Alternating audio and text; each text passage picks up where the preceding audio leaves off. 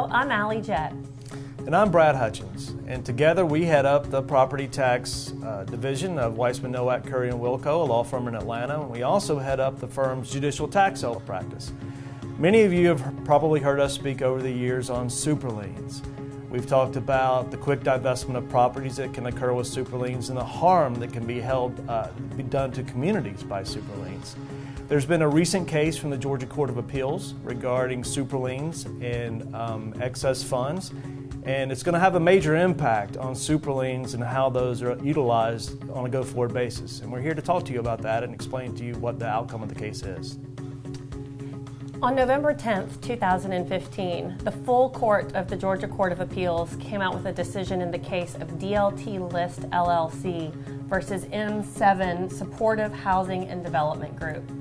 That case involved two Carroll County tax sales of properties that were owned by the same owner. Those two sales collectively generated $105,000 in change in surplus funds.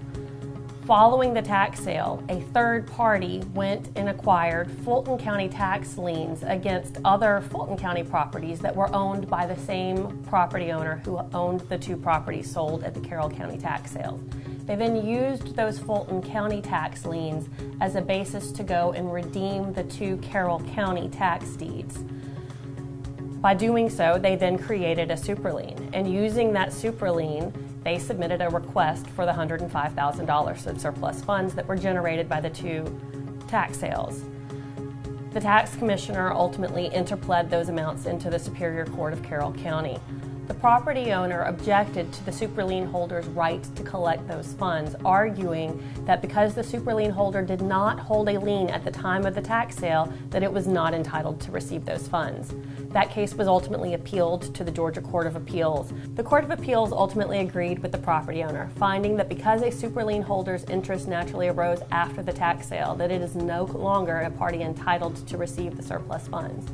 In doing this, the Court of Appeals has overruled two prior decisions coming from the Court of Appeals, which had previously authorized the dispersal of surplus funds to super lien holders.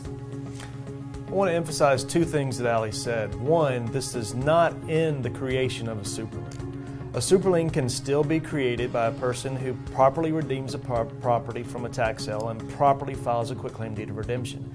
What this case does is it ends the ability of the super lien holder by virtue of the super lien alone to get the excess funds. This takes away the main reason why folks have been doing super liens across Georgia. What is that reason? Well, the reason is because they could do a super lien, obtain the excess funds, dramatically reduce their basis in the property, and then ultimately become the owner of the property if everything went their way for little or no money. This takes away that impetus by taking away the excess proceeds from the redeeming party. We also want to emphasize that this case has not yet been appealed, and we don't know if it will be. The time is not run. The Supreme Court could decide to take the case, or the Supreme Court could decide not to take the case. We still don't know the actual outcome as of yet. But the thing right now that is clear is that sheriffs, tax commissioners, and tax collectors across the state would be well advised not to issue excess funds to redeeming parties by virtue of the super lien alone. You should re-examine your efforts and your policies and procedures for issuing excess funds to super lien holders, and make sure that you talk to your county attorneys and your city attorneys about the best way to proceed. Of course, if you have any questions for Allie or I, or would like more information, our information will be embedded in this video or will be part of the email that you receive. We're always happy to talk to you, and we're always happy to answer any questions you have.